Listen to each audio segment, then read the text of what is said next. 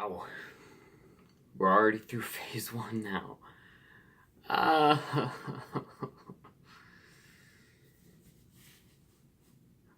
uh, we're so close to Thor Ragnarok already. I'm really excited. Let's talk about the Avengers. So, the Avengers is the culmination of phase one of the MCU. It tells the story of S.H.I.E.L.D. bringing together Iron Man, Captain America, Thor, the Hulk, Black Widow, and Hawkeye to form the Avengers. The movie stars Robert Downey Jr. again as Tony Stark, Iron Man, and he does a really good job. Chris Evans as Captain America, he also does a really good job. Chris Hemsworth as Thor, he also does a really good job. And then Mark Ruffalo as the Hulk, who is another recast. You had the Eric Bana Hulk, and then they did the reboot with Ed Norton, and then that movie is still part of the MCU, but Mark Ruffalo was recast because Ed Norton, I think he wanted too much to come back, and also he's kind of a nightmare to work with anyways. So, yeah. And I think Mark Ruffalo is vastly superior to Ed Norton. He does such a better job at playing this character. And that's off of one movie where he's not even a main character. He's just a supporting role, and he already does a better job with it than Ed Norton did with a whole movie. But therein lies my main problem with this movie. Other than the Hulk, there is no real character development in this movie. And that is fine, seeing as we've had at least one movie with each character to figure out where they're coming from, what their standpoint is as a character, but it's still, there is little to no actual character development in this movie, or character at all. It's just Tony Stark, Captain America, Thor, Nick Fury. They're all basically the same characters they have been this entire time. And I guess I just kind of would have liked to have seen how how this whole just thing is changes their viewpoint, knowing that there are these aliens and otherworldly creatures, because you do get some senses of like things. There are some very well acted scenes when the team is kind of at odds with each other at a couple points, and that stuff is all good. It's just not really that much character development. And then when the aliens actually show up and they learn about Loki and all this stuff, no one's really shocked by it. I would have liked to have seen a little bit more confusion and emotion played out when they find out that there are aliens, because really the only one who knows at this point would be Thor. And maybe Captain America, because Captain America had that whole experience with the Cosmic Cube. But even then, still, I guess, yeah, it just would have been kind of nice if, like, when this big portal opens and Loki's whole army comes through, you have at least one of them that's just, like, flipping out because there are aliens there, and I guess that's my only major complaint, I guess. But so it is an amazing movie. It's very well written and very well acted, and it's definitely one of the best movies in the MCU. It's really nice that they were able to make this movie happen, considering the fact that when Iron Man came out, the Avengers was not a guarantee. Like, they had the post-credit scene with Nick Fury, Samuel L. Jackson, but this was not a guarantee. Iron Man was likely almost a one-off movie. If it had made like zero real money and it didn't have a strong critical praise, it probably would have ended up one of those movies where it sets up a shared universe and just fails. And so, really, Iron Man's success, while very helpful towards getting the Avengers to happen, it still wasn't a guarantee. And so you had the Incredible Hulk, which did not do nearly as well as Iron Man, but that kind of further solidified their plans because it did do all right. And then Iron Man 2, I think it was pretty well received at the time. And then only a couple years later, it's kind of a Phantom Menace kind of thing where it's very well received at the time, but then after a couple years, people slowly start to realize, hey, this might not be as good as we thought it was. And then, but at that point, it was like, okay, this is happening because that movie made a lot of money, and yeah. And then Thor and Captain America just solidified it. But this movie could have failed.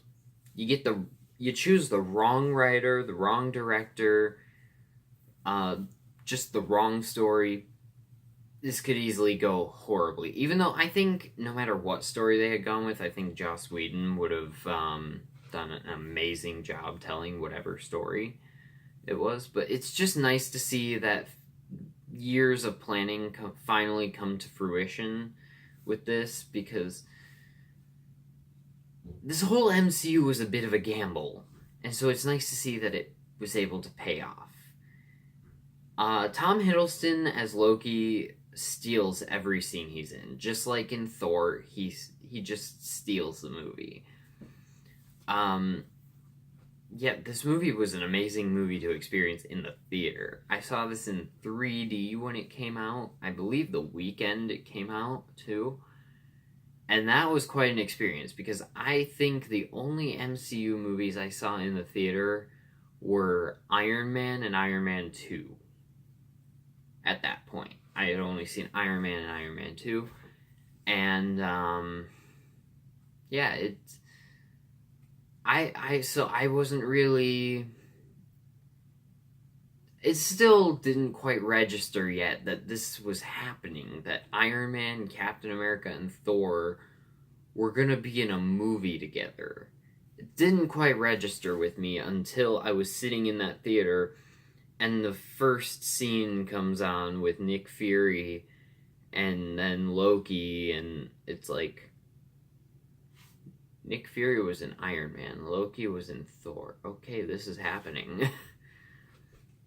But it was just an amazing experience. And then that first scene with Iron Man, Captain America, and Thor on screen together in that, like, forest, mind-blowing. Absolutely mind-blowing. The action and effects are really good in this. This movie is pretty long, honestly, but I kind of wish it was longer. I could sit there and watch a 3.5 hour long version of the Avengers. Just anything to be able to spend more time with these characters on screen together, because these characters, they do really well on their own, but they do even better as part of an ensemble, honestly.